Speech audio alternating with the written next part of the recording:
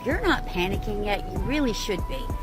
They said, I work in supply chain, on the phone, all day yesterday with American and Chinese companies, freight forwarders, manufacturers, on and on. The USA is in massive, massive trouble. Tough times are coming, whether you like it or not. Unfortunately, things are going to get a little tougher. Prices are going up. It's already happening. Empty shelves, rising prices, and canceled shipments. The impact of President Trump's sweeping new tariffs is now hitting everyday Americans. After initially shaking up Wall Street, the effects of tariffs as high as 145% are beginning to ripple through Main Street. U.S. importers are pulling back orders from China, leading to a slowdown at ports and triggering fears of upcoming shortages. Many shoppers may soon face higher prices on everyday goods, from toys and kitchen appliances to imported wines. Retailers stockpiled inventory early this year, but those reserves won't last. Experts say we could see empty shelves and price hikes by summer, especially for Chinese-made products with few alternatives. Despite assurances from the White House, the trade disruption is already reshaping the economy. Small businesses are struggling the most. Some face bankruptcy, and others, like a Halloween costume maker in Pennsylvania, can't afford to bring in products due to astronomical tariffs. Larger retailers like Walmart and Target are trying to keep prices down, but even they admit the pressure is mounting. Meanwhile, trade negotiations are stalled, and any policy reversal might come too late to prevent what analysts are calling a voluntary trade reset recession. What's unfolding is more than just an economic hiccup. It's a full-blown supply chain shock, driven not by natural disaster or war, but by deliberate policy. And for many American families, it means one thing: the dollar in your pocket just won't go as far. I just saw a comment from a supply chain worker, and if you're not panicking yet, you really should be. They said, I work in supply chain, on the phone, all day yesterday with American and Chinese companies, freight forwarders, manufacturers, on and on. The USA is in massive, massive trouble. Massive. This is not a conspiracy theory. This is someone who's in it. He's talking to the people who move your food, your medicine, your fuel every single day, and they're waving a red flag so big it could block out the sun. Empty cargo ships, slowed imports, delays, cancellations, and prices that are about to explode again. This is how collapses start. First the system slows, then it snaps, and we are right on the edge. Follow me for the truth. They won't say on the news because the people who work in the system are already screaming. They are begging you to pay attention. And if we don't listen now, it's going to be too damn late. So listen, if y'all think it's a game, when that top shelf, see that top shelf? When that top shelf starts to be bare, that's how you know they don't have a lot of overhead. Okay? So, don't be reactive, be proactive. Just come pick you up a couple of things, because this Walmart is not bad. Now that top shelf look a fool on this aisle, but the other aisles don't look that bad. But there is a shortage. They not gonna tell you, but it is. And I'm gonna show you. Don't let these people tell you that it's just a game. That top shelf tells it all. Okay? So give it a week. And when you go in the store, look at the top shelf. If it's empty, okay. Go pick you up a couple of non-perishable items. You know, just some rice, some noodles, you know, a couple of canned goods, just to be on the safe side. It's better to be prepared than not prepared, okay? Cool. America is about to learn how good we actually used to have it. Definitely go watch her video, but I also want to show you what happened at the grocery store today. So I shop at Kroger, and look at these. Onions are so old that they're already growing greenery out of them, which is great if you're going to start a garden.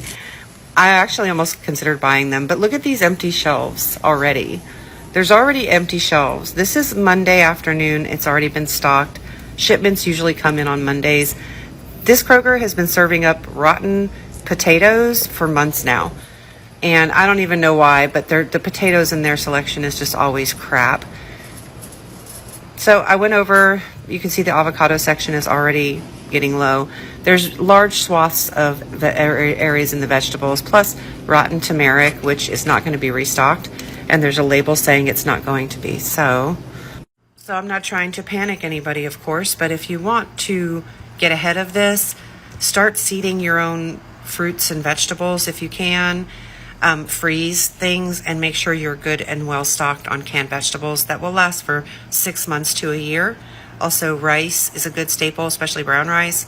A thing of lentils with some brown rice and some frozen vegetables and or canned vegetables is a great meal. You know, whip up your favorite sauce or whatever and serve with it. I've been also stocking up on chicken stock because that pretty much flavors stuff, keeps the salt up in your body, especially if you have POTS like I do. And spices are something that really add a lot of flavor. In every meal that I cook every single day, I add paprika, garlic granules with parsley, and I use smokehouse maple. I love smokehouse maple. But you can spruce up very plain meals very easily. Also, of course, canned tuna and canned chicken. But I think Swanson is based in America. I would have to look that up. But I think we'll be safe on some things. Other things not so safe on, you know, like the Asian markets are probably going to be sold out of a lot of stuff too. I don't even know. This is just, I'm so tired of this. Why is this man in office? He's been destroying people's lives 10 years, almost 10 years now. But people are not prepared for an emergency. And here's some ways that you can get prepared, and here's ways you can make extra money. Go into ChatGPT. Say I am and I'm just going to use myself for an example. I'm a black 44-year-old woman. I know how to sew. I know how to do X, Y, and Z. I need you to tell me how I can make money on and offline. And ChatGPT is going to tell you exactly what you need to do, how you need to do it. It's going to give you every single detail of what you can do to make money online and offline. You don't have to be a creator. Everybody's not meant to be a content creator. And if you lying just to go viral, you definitely are not meant to be a content creator or influencer, right? So jump on ChatGPT. It's free. It's going to tell you exactly what you need to do. And then follow those steps, make some extra money. Tough times are coming, whether you like it or not. Unfortunately, things are going to get a little tougher. Prices are going up. It's already happening. And you need to stay ahead of the curve. So why not make some extra money so that you don't have to come out here begging and borrowing? Get ahead of it. Create another source of income by any means necessary. No, not any means, because I don't want y'all. Listen, you guys, please. Tough times are coming. Seattle shipping port is empty. So is LA. It looks like that's the 3 main shipping ports on the West Coast. They are no longer getting international shipments. The last one is scheduled for tomorrow. This is going to have huge implications for our economy really quickly and also long term. We are probably going to face one of the biggest economic recessions we've seen in probably over a century. This is going to be really bad, especially with all of the migrant labor that we rely on now being gone. If farms can't harvest, if people can't ship things in and out, if truck drivers can't pick up deliveries, our entire system crashes. We are going to see food shortages, empty shelves, job losses, and even higher inflation with all these tariffs. It's going to be pretty crazy. In like 3 to 6 months, we're really going to start feeling this really hard as the harvest isn't being harvested, as retail stores aren't having any inventory and go out of business. This is going to affect mostly middle class, lower class Americans. Rents are going to go up even more. Mortgages are going to go up. It's going to get harder to get loans. Because I do work in an industry that's manufacturing and trade, and I'm up the upper level where I'm talking about risks to the company because I'm in finance and IT. And they were talking about geopolitical climate as being one of their top risks. Now, I work for a company out of Europe, and they were talking about severing negotiations and trade talks with the U.S. And I was hearing more and more grumbling. And I have colleagues that are all over the world, China, Mexico, Canada, Brazil, Argentina, Chile, you know, and then all of the European countries, India, Australia. And a lot of them were saying that their local news were telling them that they were going to stop negotiating and doing trade with the U.S. This is something I heard in those conversations with my colleagues.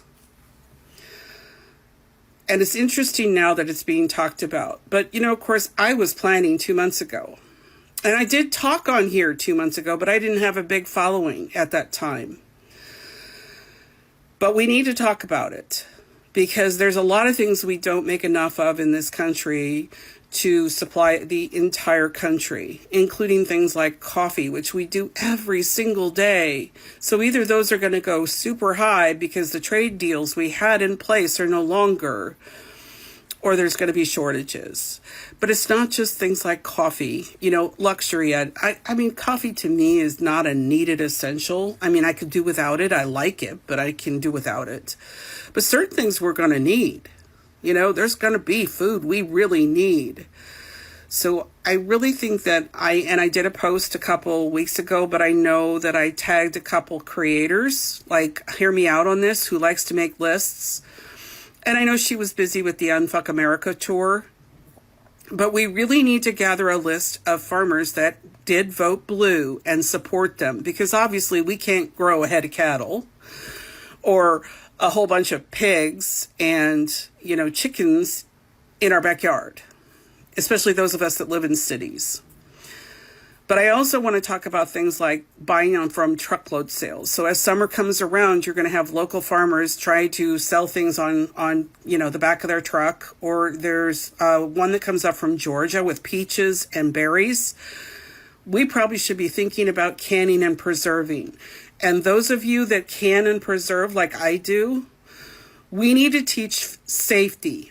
Because a lot of these new kids don't know what and how to do it. They're trying to read it out of a book. And I know if you remember when you were first learning how to can, it didn't cover everything. So we really need to talk about acidic nature and making sure that things stay safe and they don't end up with botulism, salmonella, or any of those things. Plus the difference between a water canner and a pressure cooker and which ones have to go in which. We really need to start talking about how to help others. They don't have to necessarily grow it all. They need to go to sales and preserve because that's what my family did. My mom and dad were really poor. So they would go to truckload sales and buy big, huge flats of peaches and pears and stuff and can them for the whole year. We need to start teaching people. But we need a list of farmers. That's really important. We need a list of farmers that we want to support. Hear me out. How much do you want to guess that I paid for 5 calabacitas? Calabacitas are Mexican squash. I got 5 of these.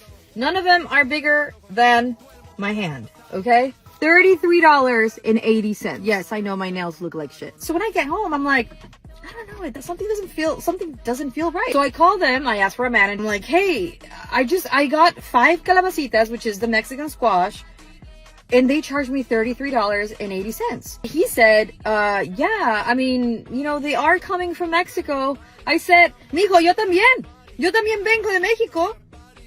Wait, $33.80. Yes, I know cuánto cuestan las pinches calabacitas, and they definitely don't cost $33.80, which it would be 660 pesos mexicanos ahorita por 5 calabacitas. Is this a tariff situation, or is this a mistake from the cashier situation? Either way, let's just say that this is a mistake. It happens. Who cares? I paid for three apples, which, my friend, is this even organic?